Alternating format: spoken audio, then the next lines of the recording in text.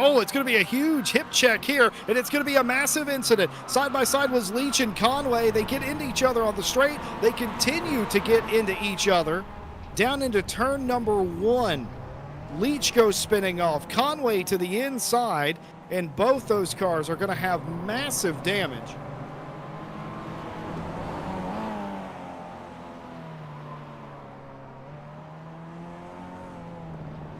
But the biggest damage of all, oh no, there's been an incident with Fabian Schmedberger, and I believe,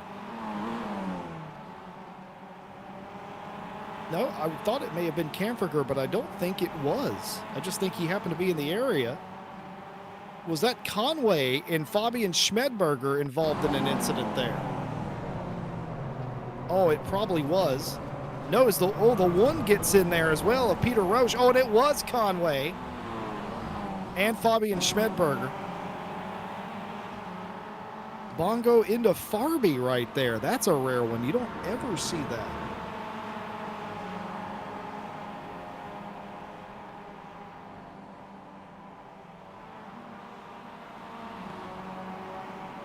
We do apologize for the technical issues on our end here. The race is still going on, and if you can hear me, that means that we have stabilized our issue here this evening.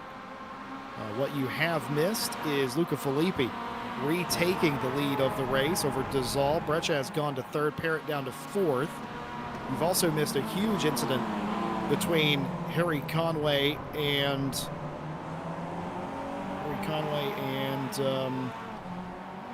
I forget the other car now. It's Ryan Leach, I believe it was. And just a moment ago, it was Harry Conway and Fabian Schmedberger involved in a row exiting Montreal. Those are the 3 major incidents that have occurred.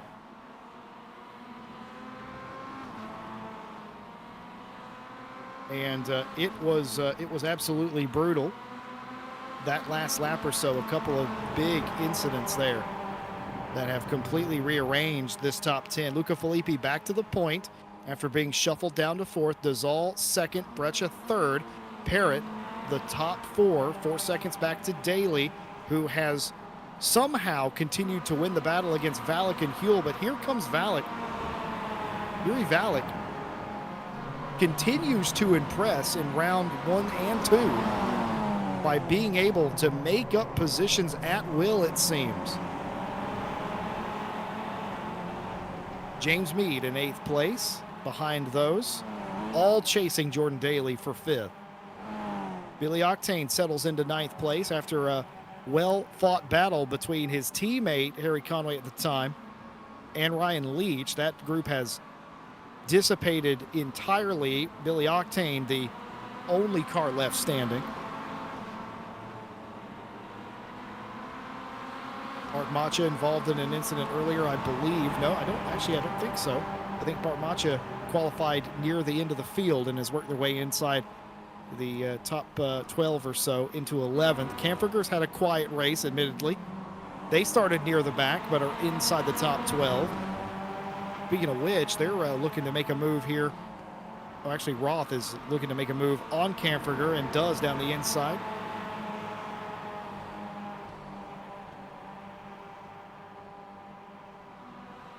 We got the Miauzda making up a spot. Jersey up to 11th.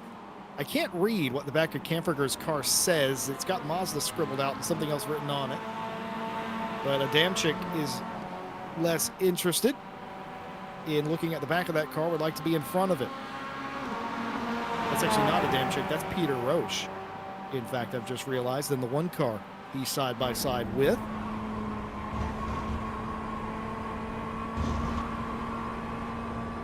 Ross going to drive away from this. 5 seconds, that's a huge ask in the minute 45 left to go to catch Billy Octane in front. Oh, Parrott's had an incident. Parrott's had an incident out of the top 3. And is there another car involved with this? Jordan Daly has gone from 5th to 3rd. Philippe Breccia's down to 6. I suspect Breccia's been involved. And this is chaos here as Parrott has suspension damage, hops the curb, and shuts the lights off. That's going to be race 1 done near the end with a minute to go. That was in Nelson where that occurred. And there had to have been contact with Breccia at some point. Breccia, who was running 3rd, is now down to 6th place. Oh, and it's a big crash. Ted Edwards and Joe Dauber have gotten into it. They're both gonna back up in unison to get off the curb and continue on through Nelson. I've never seen anything like that. I've never seen drivers cooperate using the reverse gear before, but there you have it. Luca Filippi's been ousted from the lead. Dozal's in the lead of the race right now. We watch Breccia and Hull go side by side, racing each other.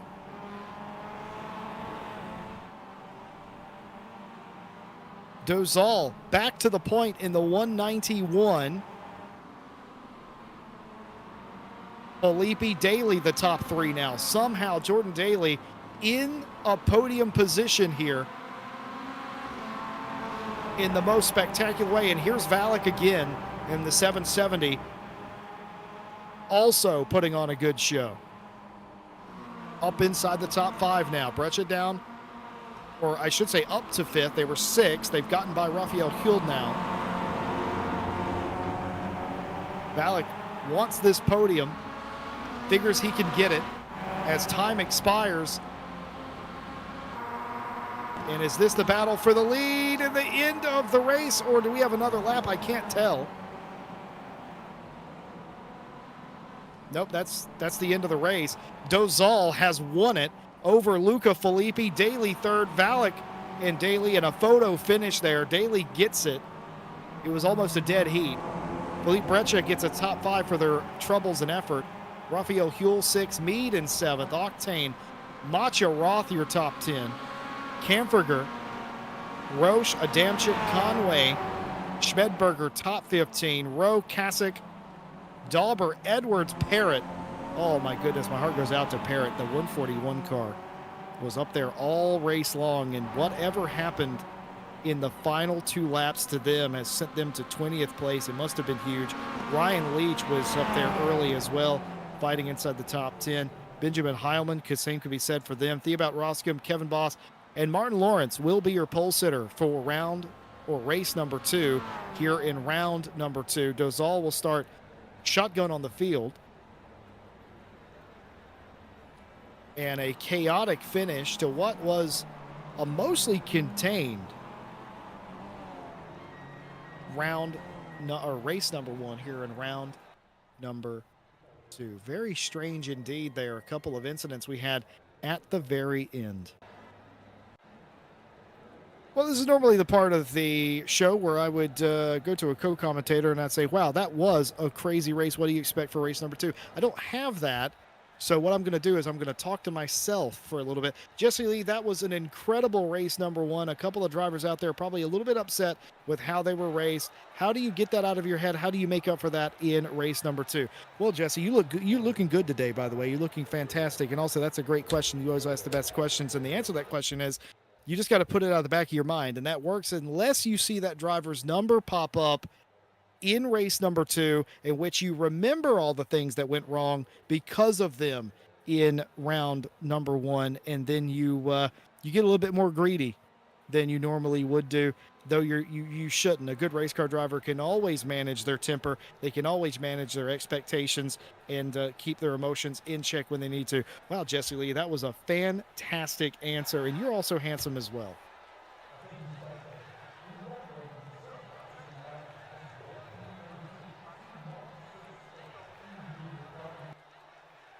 I said what I said, ladies, gentlemen, and others at home. But no, that was a chaotic race. We had 4 different leaders in race number 1. Some of the drivers doing a warm-up, I do believe, is what they're doing here in the interim between race 1 finishing and race 2 starting.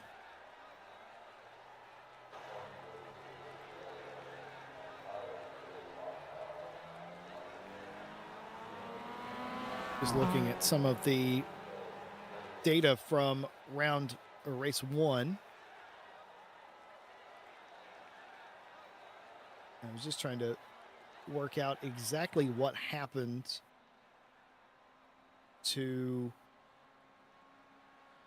some of our top running cars. There had to have been contact. We didn't see it, but there had to have been contact. You know, Mikhail, you're correct. I can talk to you. I will talk to you. How's the weather where you're from? You know what? That's a silly question. That's something you ask an ex-girlfriend you don't really want to talk to. Mikhail, how much is it killing you to not be out there on the racetrack? And if you were out there on the racetrack this evening, where do you reckon you would have finished in race number 1 here at Snetterton?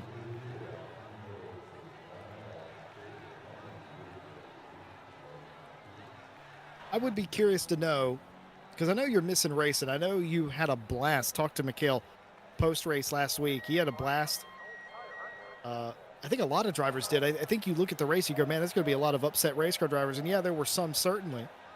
I think the majority had the opposite. The majority of the opposite was like, that was a lot of fun. It was crazy, but it was a lot of fun. And that's kind of the position we had in the booth, where it was insane, but in the best way. A lot of the time, there were a couple of serious incidents, and you could understand the drivers being upset about that.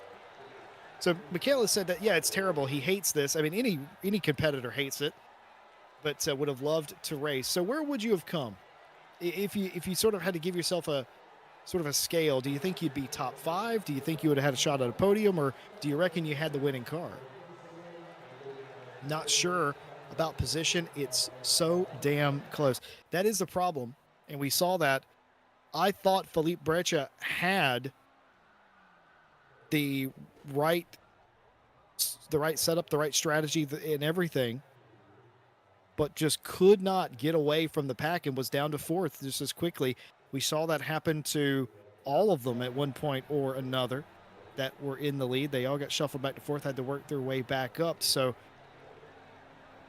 maybe the best place to be is in 4th place riding around. And credit to them, right to the end, the top 4 didn't make, they swapped the lead back and forth a few times, didn't they, folks? And accepting the penultimate lap, there wasn't any real issues amongst them. They raced it out respectfully, though something did unfortunately happen there right at the end that took away that fight entirely.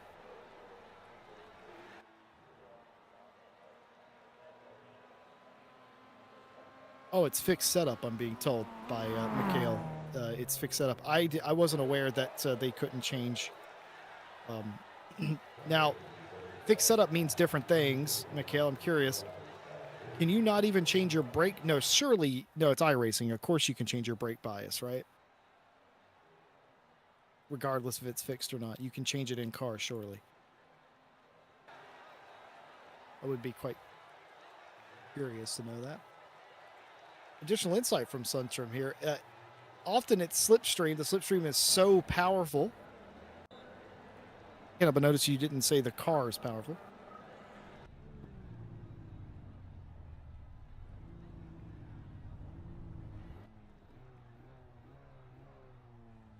Because here we are, lining up on the grid for race number 2.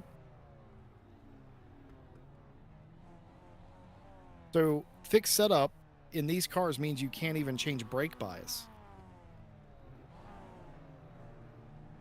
Additional comments, it's a bit spicy. Yeah, it is spicy indeed. Can confirm that. So that explains all the locking up that we saw in the hairpin, the braking zones, the tight ones from a week ago, is that you cannot adjust brake bias with the fixed setup of the car.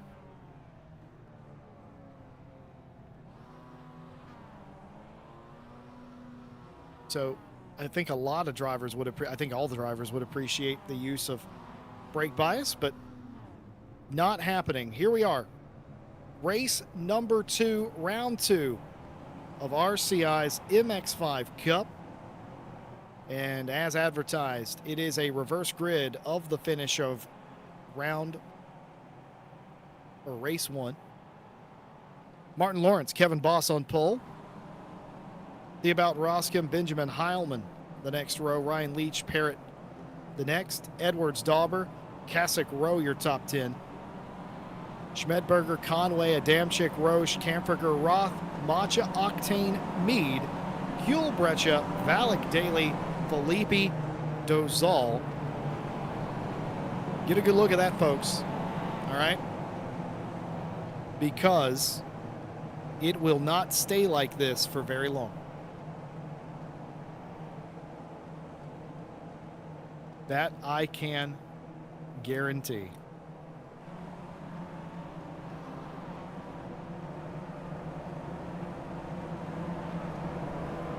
I don't know why, but my broadcaster's now humming the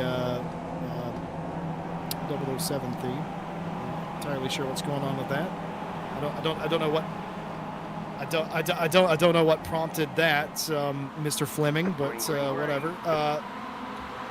Martin Lawrence on pole position is going to get the whole shot and the jump. Kevin Boss gets a good start as well in the crash test vehicle car, and they will be 1 and 2. But behind them, it's Benjamin Heilman over Roscom. They're going to get the run into turn number 3 in the speed salad car. Kamperger going backwards a few spots. Billy Octane able to get by them, and yeah, that's a huge crash there for Kamperger.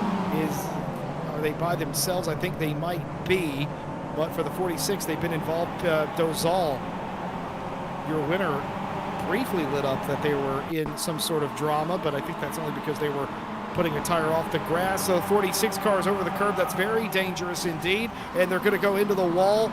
Insult to injury. Kamperger has just had a few turns to forget here, as they fortunately have only involved themselves, but a scary moment nonetheless, going over curbs like that. Ted Edwards has just exited the racetrack here, and that was very dangerous indeed. And Nelson, oh yeah, just backwards and out of control. And that looked a little bit more violent on the TV camera we have set up in Nelson, that corner that he went off in there. But just smacked the back of the car on the wall and kept it moving. Meanwhile, these cars, who all started at the back, presumably the fastest cars, making their way through the field. Bart Macha, Philippe Brecha, Raphael Huel, all these cars who have less than stellar starting positions, of course, because of the reverse grid, making their way through. Meanwhile, it's Lawrence and Heilman now, the top 2. Parrott's up to 3rd. Leach, Boss, the top 5. The About Roscom passing Harry Conway. Buell working over Macha here for 18th place.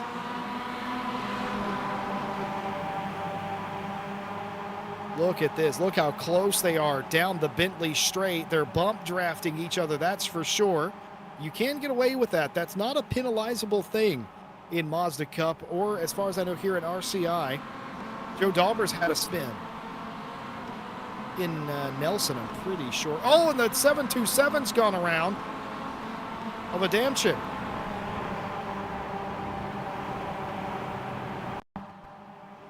Joe Dauber was the first to go around. We'll start with him. This is, of course, in the same place. We saw that spin, and oh, huge back over the curb. Adamczyk's incident unrelated, just lit up the tires, I think, over the curb. We'll see. Here is the 727, the yellow and black car. You know what it is. Oh, no, there may have been some kind of netcode style contact right there with Philippe Brecha. It wasn't Brecha's fault by any stretch of the imagination. Just one of those things, I'm afraid. The About Roscom into the top 5. Conway to 6th. Conway back to 7th. Conway back to 6th, fighting with Kevin Boss. Boss is not giving up down the inside here. Here comes the one car of Peter Roche. Roche is going to try and sneak in down the inside, down the pit straight. 288, a Roth in there as well.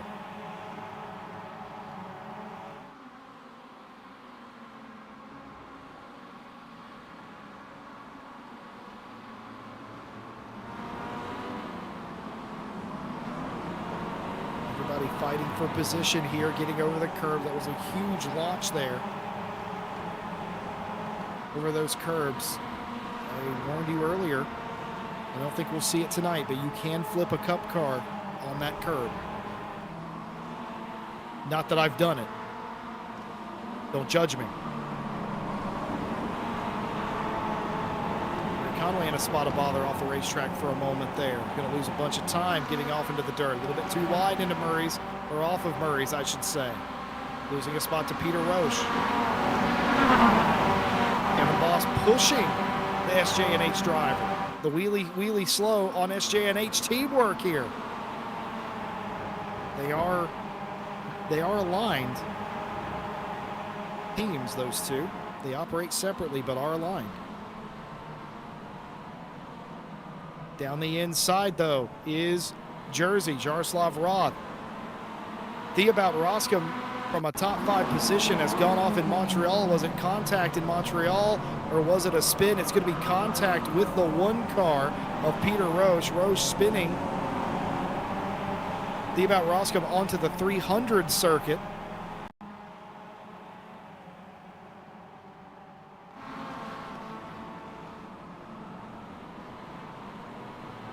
And off goes Harry Conway. Potential contact there. Didn't need a replay for that one. That just happened right in front of our eyes. Didn't quite see if that was contact or just the self-spin, but either way, losing all the position, 22nd place. I do fear that might have been contact with another car there. As Jersey may have put the Whiskas car into the back of the Speed Juice machine. And that will mean Martin Lawrence continuing to lead Benjamin Heilman. I don't know if these two are acting as teammates today, but they race in the same esports team together. They've had many victories as teammates. Today they find themselves as rivals, however, Lawrence and Heilman. Parrott, Leach, Roche, the top 5. Right behind them is Jersey, Jaroslav Roth in the pink car there. The blue car we're watching, Luca Filippi, who has made incredible headway already inside the top 10. And just look at this. Just how many cars in a row? I don't know. We don't teach math in my country. But that's a lot of race cars. Many is what I would say. If you're British, you'd say that's many race cars.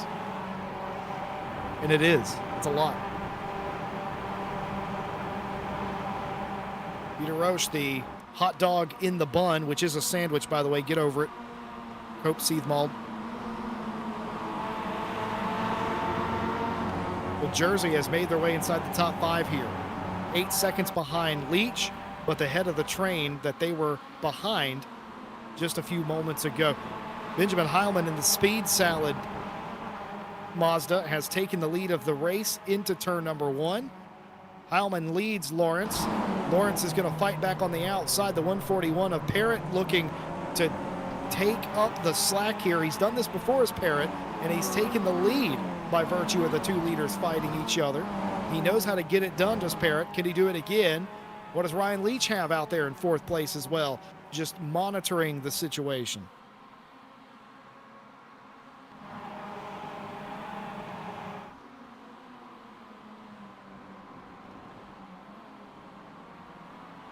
Jersey's already made up a second, by the way, in 5th place on the back of this lead quartet. It was 8 seconds. It's down below 7 seconds now. I was going to mention something before we went green for race number 2 here in round 2, that a week ago it was race number 2 that was incredibly chaotic. And I was worried that maybe we'd see the same with the reverse grid, but it really has been much of the same from race number 1. And nothing stands out in my mind as being too off the mark here, as Kasich in the background goes off the track a little bit and is going to lose out significantly here as they have to recover and get back up to speed. Yeah, this is the opposite, in my opinion, of round 1 race 2, where we had a safety car, if that tells you anything of how messy the start of that race was. That's an iRacing first, you know. us here at RCI. But not the case here in round 2, race 2. This has been more of the same, just good racing. Another race where we had a lead change. It's been done in a safe, respectful manner there. As Heilman now leads the race. He could be the only multi-time winner if he can hold on in that speed salad Mazda. Ralph Wiggum in P2, not currently in danger. Parrott sizing him up. So is Leach behind, though. Top 4 breakaway. Jersey, the man we call Jersey, Jaroslav Roth, didn't make up anything that lap. Bobby and Schmidberger's had a crash, and was this another car or... No, it was the curb. Yeah, just absolutely ate that curb. That is not in the Barbie Dream play set there, Mr. Schmidberger.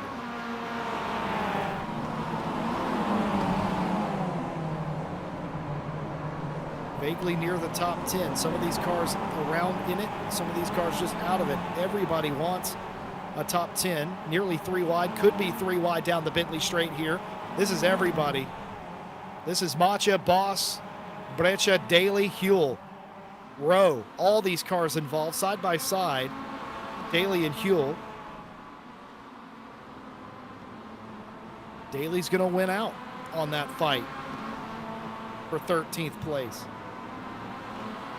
Once again, very good racing. They got side by side. Maybe they clipped the doors a little bit. That's okay. No harm, no foul, as we would say. Kevin Boss doing a really good job here holding his own. I just want to give credit to the wheelie slow, number 31. Started up near the front, didn't have a really good first race, ended up starting up near the front, but has sort of held their own here a little bit. Did a pretty good job of managing. Thinking about 3 wide is Daly. No, he's not gonna. Follows Boss into the corner. Thinks better of it as Breccia tries to go around Kevin Boss and does so into turn number 1.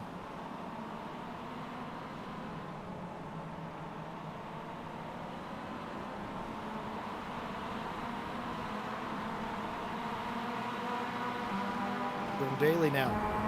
That patience paying off. Now side by side with Kevin Boss for the 12th place position.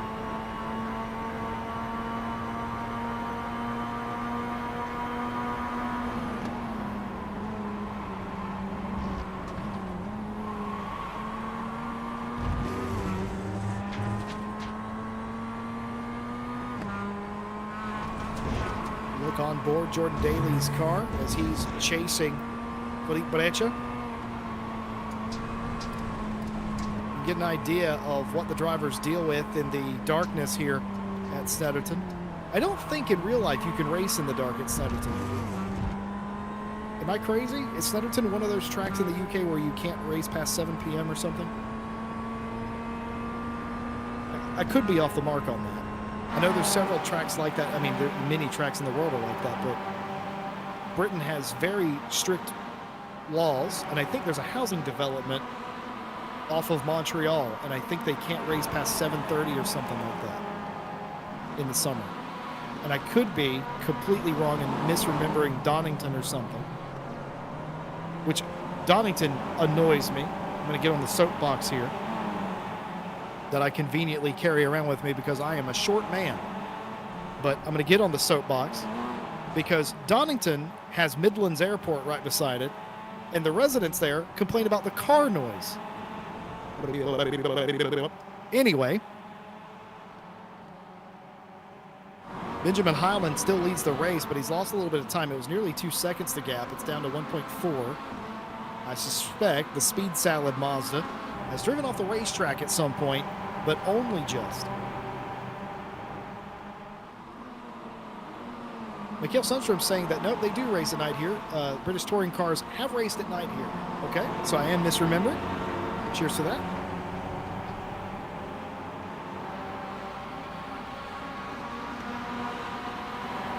Bracha inside the top 10. Sizing up Dozal, the winner of race number 1 here today, who's also in 9th. Luca Filippi up to 6th. Valix in 5th. Parrott 4th. It's still Heilman, Lawrence, Leach, the top 3. Though those 3 have separated themselves, Parrott has caught Leach. Parrott's still behind Leach, I should say. And that's the closest gap, the fight for 3rd up at the front of the field. Behind them, Filippi and Roth going at it. Looks like Jersey might have a look on Filippi, but doesn't. They end up single file. No run to be had there.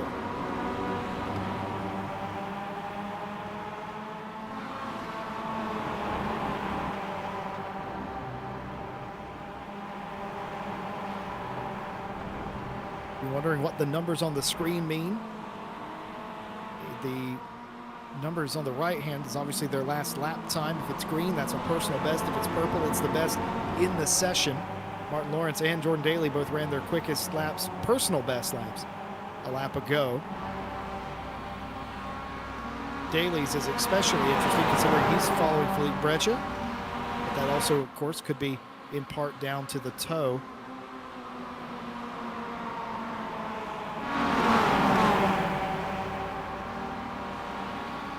Boss looking at Dauber, looking down to the inside, doesn't commit, says nope, I'm not going to try that. Just follows the 777 down in there. Behind them, Rowe and Meade fighting each other for 17th place.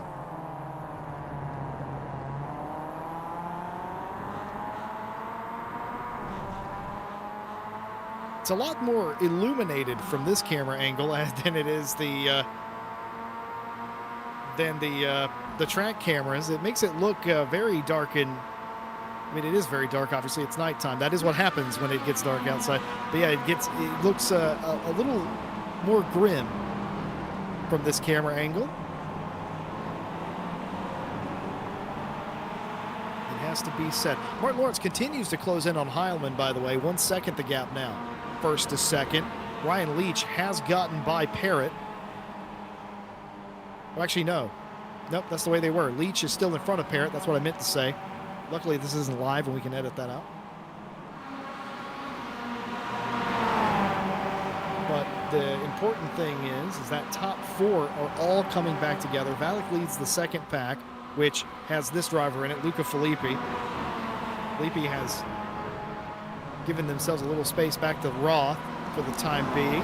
Peter Roche has joined that fray. And I have to ask myself, what year is it? Jaroslav Roth fighting Peter Roche. Might as well be 2021 all over again.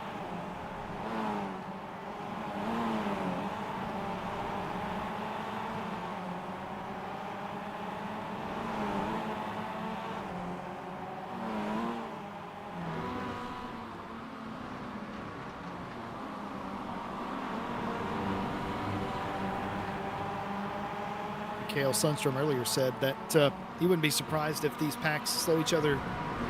If one of the lead groups here slows themselves down and the next pack catches them, he's absolutely right. Saw that happen last week. We've seen that happen a little bit today. Cars closing in on one another.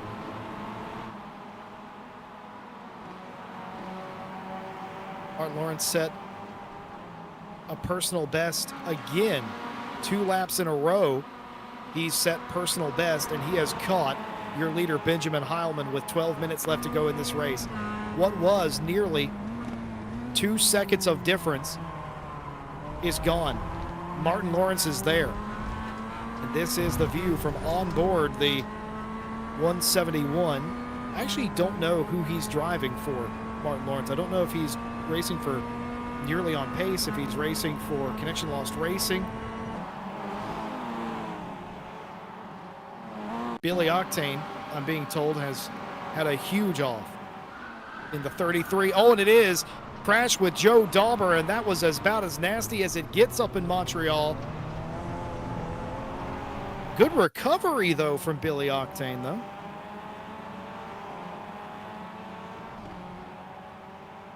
Yeah, that car is destroyed. Something on the rear end, a tie rod, is absolutely decimated on that car.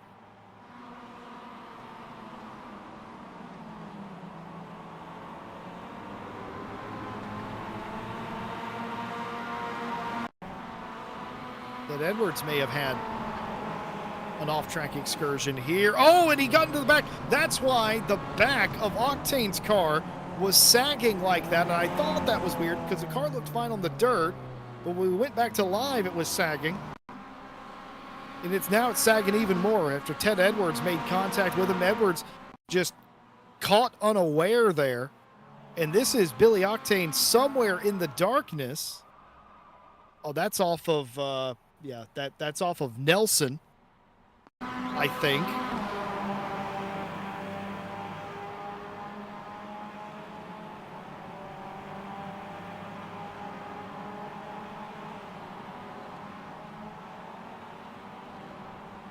That will all but take Billy Octane and Ted Edwards out, and it's going to be a huge one here. You could see it coming. Ballack out of control and into the infield here at Snetterton, and that will take away a top 5 potentially opportunity from them. And just a fight over the space getting into the corner. Hard to say whose fault that was. Was it Ballack turning in on a car that was there, or was it no room afforded to him? So let's see, pulling out here. Oh, man. Well, folks, there's days where I'm happy I'm a broadcaster and not a steward. Today's one of them. We're going to see. Pulls out here, does the 9. Oh, man, that's 6 of one and half a dozen of another, you ask me. That's hard to call. That's just unfortunate contact and unfortunate end. I believe that was contact with Luca Filippi in the 9, in fact. Hard to tell. Both drivers are going to be upset, pointing fingers Spider-Man style on that one. You. You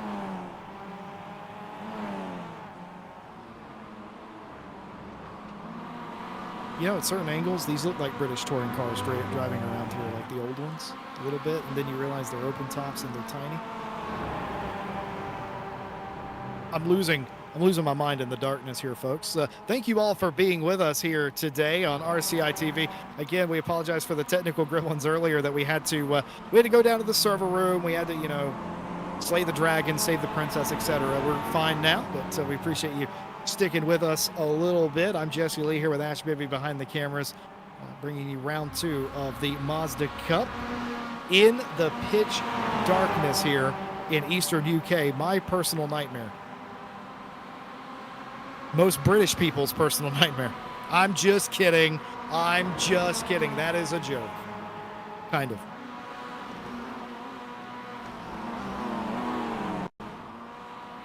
Kasic's had an incident. It looks like it's going to be a single car spin. He's off the racetrack there. I can see that. And he just loses it on the dirt. He's trying to save it. Wiggle, wiggle.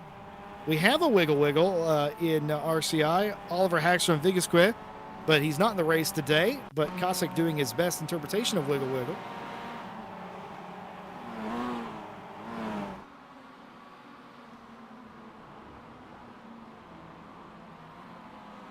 Martin Lawrence has not given up his pursuit of his friend, teammate, Benjamin Heilman. They're racing an esports team together. Not today. They are competitors only.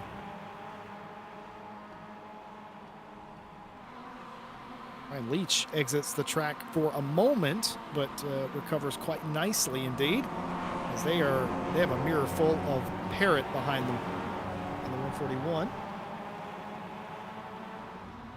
Joshua Parrott doing an excellent job here.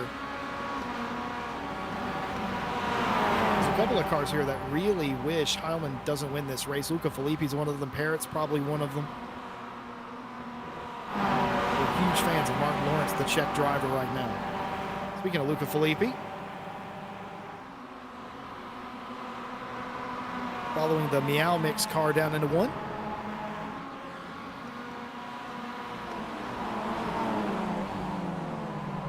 Good old Meow stuff.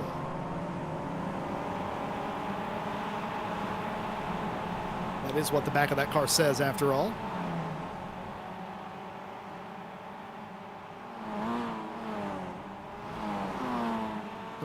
Some debate on Breccia's car, if it is Christmas lights or not. It certainly looks like it. I have rules. We talked earlier about the rules for Christmas and when you can start celebrating Christmas.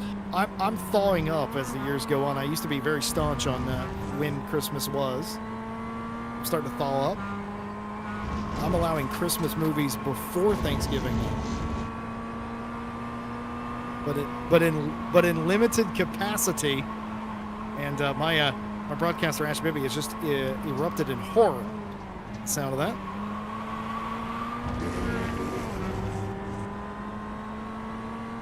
Wiggle Wiggle from Jordan Daly, also doing a good Oliver Hagstrom Vigasque impression. Speaking of Oliver Hagstrom, I saw him racing in something major last week, and I've forgotten what it was. I don't remember what it was, but he was racing in something major. He was up at the front of the field, too, somewhere inside or around the top 5. I have forgotten that. Race for the win still on between Heilman and Lawrence. Parrott not making any noticeable progress on the top 2. Certainly being held in check by Ryan Leach, with Roth 7 seconds behind. Call it 6.9. Nice gap, you could argue, and I would, and I do. But behind them is this mess. Roth, Filippi, Roche, Dozal, Breccia, Daly, Macha, and Huell, all in a line together. You get off track, you lose one spot, you could be losing them all. And you'll certainly be losing a top 10 finishing spot here with 4 minutes left to go tonight.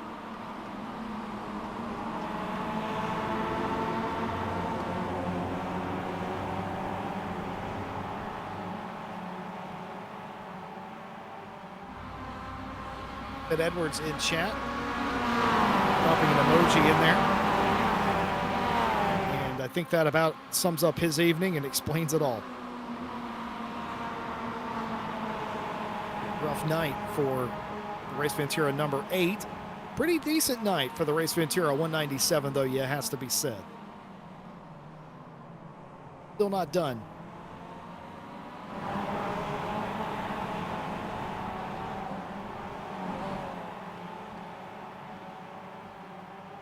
Speaking of the Race Ventura 197, fighting Breccia. These two also teammates on other occasions, not tonight.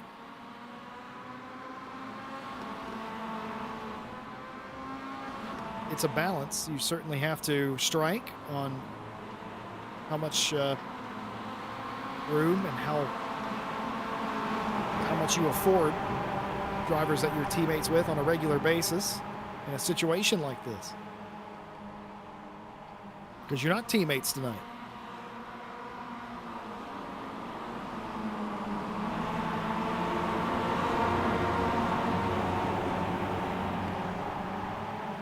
One of the front-running cars, I think that might have been Parrott off the racetrack in the final corner, but I think he was just using the dirt for extra momentum because there's nothing going on there, but maybe it's led him into a dangerous position, perhaps.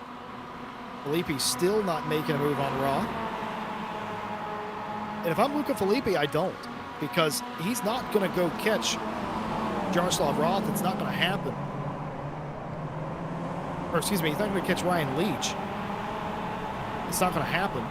So it doesn't matter. Oh, and spinning out of the middle is Dozal. Your winner of race number 1 here tonight at Snetterton has spat themselves off of the racetrack, and they've rejoined. But I don't think that was contact with Breccia. I genuinely think that car hooked the dirt over the back of the curb and spun out.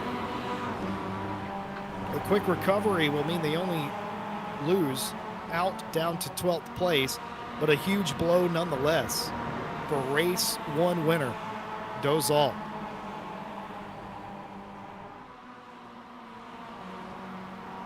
Another question you ask is, when do you go? If you're Luca Filippi, if you're Martin Lawrence, if you're Ryan Leach, when do you go? When do you make the move, knowing that if you do it too early,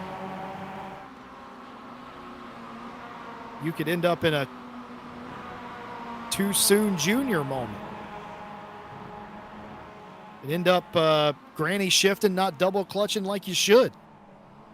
How do you avoid that? You do it as late as possible, but if you miss your opportunity, you're not going to get an opportunity again.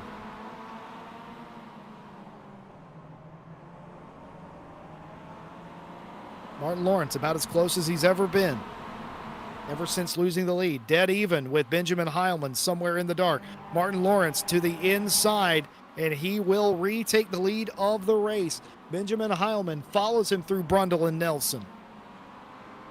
As this is going to be close to the line, folks, this might be one more lap. It might not be, as we are ticking down 10 seconds left to go in race 2 of round number 2.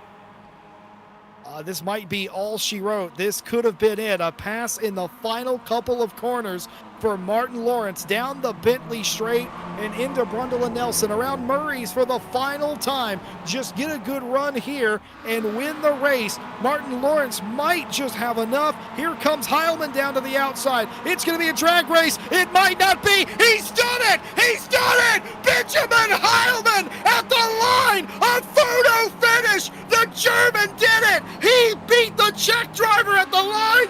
Absolutely incredible stuff. Benjamin Heilman back to victory lane here at Snetterton. Absolutely incredible run out of Murray's. Parrott third, Leach fourth, Roth fifth, Felipe sixth, Daly, Roche, Macha, and Brecha the top 10. Huell, Dozal, Meade, Conway, Dauber, Boss, Rowe, Roscom, Adamczyk, Schmedberger, Kosick, Valek, Octane, Edwards, Kamferger, I think, is how that's all going to shake out. And it has done as Kosick has crossed the line. Benjamin Heilman becomes the only repeat winner in the Mazda Cup, and he does it in amazing fashion. I thought Martin Lawrence had just enough of a run, but lest we forget, a man who knows how powerful the slipstream is, Mikael Sundstrom said it is very powerful, and it was. The German able to get the slip on the pit straight and get the job done at the line. I just got done saying, when do you make the move? We got our answer. You make the move right at the start-finish line is where you make it. Just incredible dead heat between the two of them. Incredible racing. I'm going to try and get Benjamin Heilman in here to tell us if that was his strategy all along. I will take this time why I do this to thank our lovely partners that make this race and every race possible. AK Esports, for more on how they can help you with your esports hosting and solutions. Go to akesports.it. If you race on ACC, you should probably be using a Go setup. They win more times than not here at RCI versus the competitors. GoSetups.com gets you a package. Of course, we're racing Porsche Cups on Monday. We'll be back live Monday with you for more Porsche Cup. A lot of those drivers using those setups there to great effect. Moser Racing, one of the leaders in direct drive sim racing hardware that doesn't break the bank. Go check out their bundles and offers at moserracing.com. And of course, a big shout out to Motorsports UK. We're a recommended community by Motorsports UK, and we thank them very, very much. It's so cool to be recognized by the Motorsports UK group for our pursuit of esports excellence. And I tell you what, you saw some esports excellence right there between two drivers who have a lot of affinity for each other because they race for the same team, and they've used their teamwork to great effect. Tonight, it was all for one, and Heilman whips out a joker at the last possible second and gets it done. Just insane, to say the least, there at the line. Are you not entertained? For the second week in a row, a photo finish? What more could you possibly want out of this? Well, Next week, we'll have championship standings for you as we've made it through 4 races in 2 rounds. And on our way, we'll be back live with you for round number 3 from the Daytona International Speedway. We're not racing the oval, folks. We're racing the road course, the world famous 24 Hours of Daytona circuit, by far the biggest track. And if you thought drafting was at a premium at Navarra and Snetterton, wait till we race at Daytona in a week's time. We'll see you there. We've got the 6-hour esports series coming at you this Saturday, brought to you live and in full all 6 hours. It's been a pretty crazy series, all things considered. And by the way, we're at Watkins Glen, a racetrack that takes no prisoners, and, well, it'll chew you up and spit you out. Certainly the case. Will the esports drivers be able to survive the tight confines of upstate New York? We'll see this Saturday. We'll see you this Saturday as well. Porsche Cup back on Monday. We'll be live with you for more iRacing MX5 Cup here on Wednesday, also from the land of America, this time at Daytona Beach. I've been Jesse Lee, joined by Ash Bibby on the cameras, bringing you all of the darkness and the action tonight. Thank you to all of our drivers, all of the staff here at RCI, and all of you, of course, for watching at home. We'll be live again on Saturday for the esports 6-hour series. Until next time, thank you all for watching. Have a good night.